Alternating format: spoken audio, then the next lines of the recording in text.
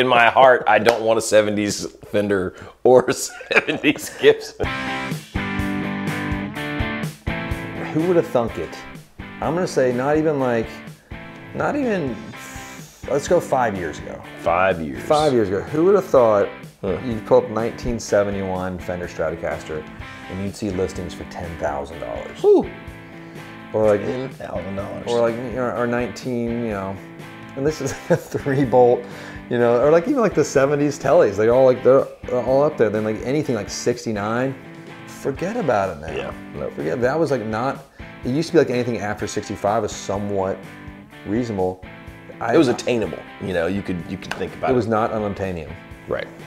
Even 3 years ago, it was attainable. Like something happened during the COVID fiasco of the universe, and people lost their minds. And guitars have gone through the roof. Now, Fenders in particular, like those 70s Fenders have skyrocketed. Let's talk about 70s Gibsons. Not as much, but it's starting. Now, why is that, do you think? That was very like, ooh. I scripted that. I've been watching lots of Jordan Peele lately. That was very good. This is the Twilight Zone. You've stepped into it. It's like, wow. Yeah, I haven't really watched. I only watched one episode of the Twilight Zone, I think. I don't have I don't have CBS access or whatever it was on. Or Yeah. if it ain't Netflix, it ain't on Baxter's TV. Happening. Or I'm really watching The Expanse right now. It's on Amazon. I love The Expanse. Great book series. What's that one? It's a sci-fi series. Ooh. It's kind of like Game of Thrones in space. Oh. But it's really well written. It's sort of a depressingly realistic look at the future of mankind, maybe. Perfect. But I have hope. It's been so happy lately. I need something more depressing.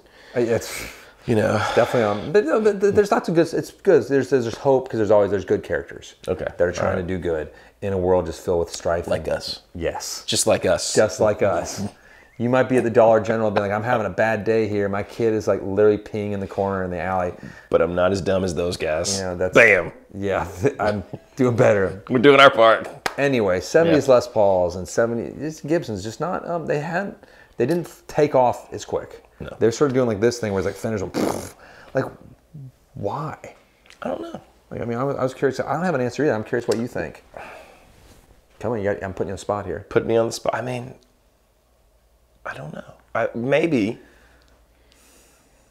I have no good idea as to why. Because I in my heart, I don't want a 70s Fender or a 70s Gibson. I noticed because I used to always search my birth years. I was born in the 70s. Because you were born in what, 81. 1. Okay, 81. And I have thought, okay, it'd be fun to have like a Les Paul or something. 81 Les Pauls are expensive now. I know. So I feel like almost 80s Les Pauls are more than it's fun. Because I remember like Daryl, the guy who used to own a music shop in town, he's like, I'll sell you my 81 for like $2,500. I'm like, that's crazy expensive. Yeah. Now it's kind of like normal. Right. That's like, oh, that's a good price for. Did you know the guy that had the 81 in here the other day? I mean, it had like EMGs and stuff in it, but. Oh yeah, that guitar. But it looked amazing. Yeah. God, the pickups are trash, but God. I mean, I would have put some.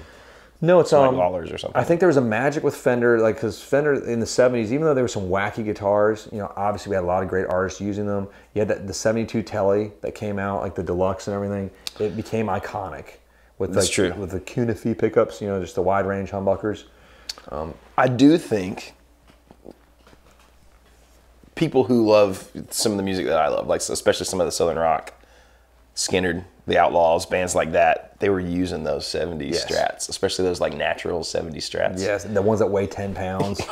like if you need a boat anchor, that's that. But, I mean, so there is something when I see those guitars that brings back those memories to me. I mean, and that is the consumer base right now for a lot of these higher end instruments that were not higher end back then.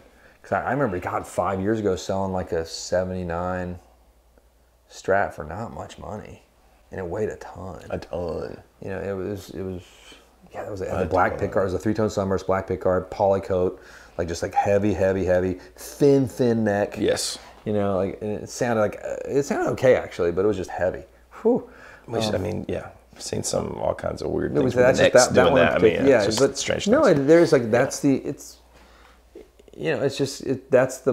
we've all come of age where like these people sort of have a little bit of spending money now, and that's the guitar you grew up looking at, and that's what you want. So people are doing it.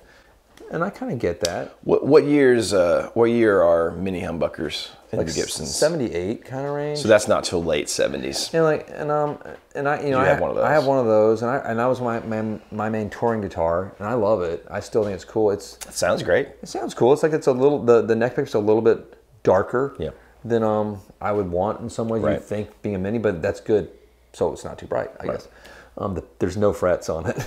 It's like that's just the period of 0 frets on Gibsons and Fenders. Like, because Derek's got that 72. That's no frets. He's like, should I refret? I'm like, probably, but I wouldn't. It's cool.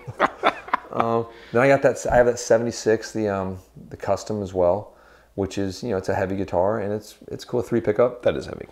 But it's we were looking up prices on those, the 78, and I found like one that they've gotten expensive. They're up there like close to $5,000 for some of them now, which is insane because those things were like $1,800 a few years ago. So do we think? I mean, I feel like the 70s Gibsons inevitably will do the same thing. They'll rise. And I almost feel like the 70s Gibsons are. I mean, besides the pancake body thing, there's a lot of issues with some of them. Like, some of them are cooler than the 70s Fenders.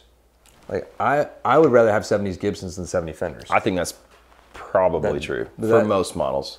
Other than maybe like the 72, the thin line, the Telly. I can say that because I have 70s Gibsons. Because I remember getting some of like, hundreds of dollars is what you paid for them back. $800, cool. That's a lot of money still. But I mean, you can look back and there's periods where that's true for even the 60s. I know. Fenders. And like, you know what I mean? So Fenders, like, $200 in the 70s. Like, they're in a barrel in the back if you want them. But we got these really bitchin' pointy guitars if you want a real guitar. Here's a Jackson. Right. It's got some paintings, and Poison's playing this one. So, who knows? Moral of the story? Go buy 70s Gibsons now. It is go buy 70s. Like, we really don't know the answer. It's funny, but the prices are going up. Yep. It happened with the offsets. Yes. With Fenders like those, even like the mid to late 60s offsets. Because I remember when I was thinking, oh man, I could buy like a Jaguar, an awesome Jazzmaster, like vintage, and have a cool vintage guitar. Yeah, because we were doing like, so should we get like a Jazzmaster custom shop or a Jazzmaster vintage? Like, let's just get a vintage one. It's the same props. Never mind. Just kidding. It's totally not anymore. That video's outdated. So if you were born in the 70s and you're looking for your birth year guitar, buy it now. Yep.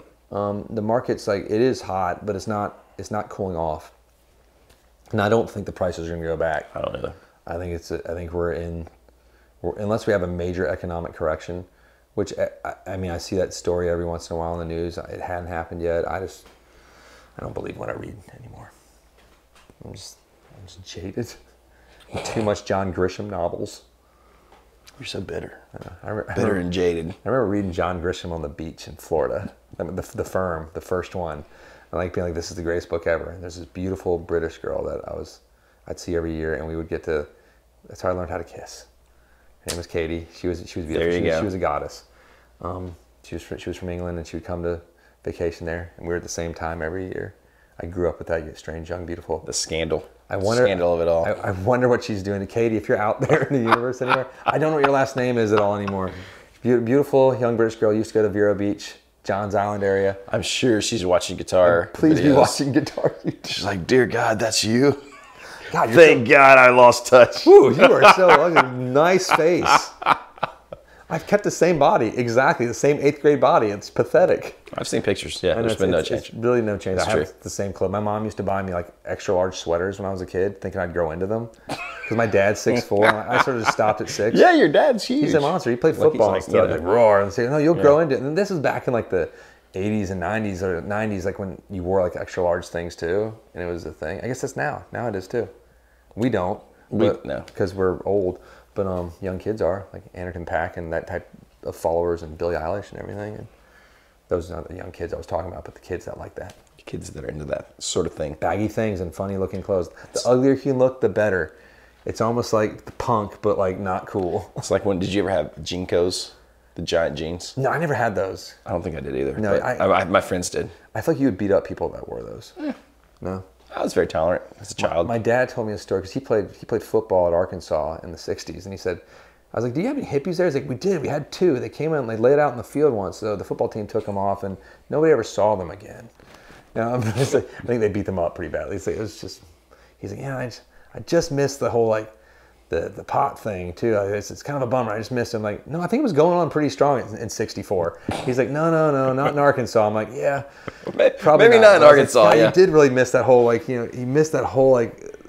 But he did listen to really good music at least. He was like into Otis Redding, okay, Bobby Blue Bland, and like that's where I sort of grew up into R&B and gospel. That's John cool. Lee. I had all the John Lee Hooker records. Oh, that's really cool. And, like, we had this the record player that was built in the TVs up top.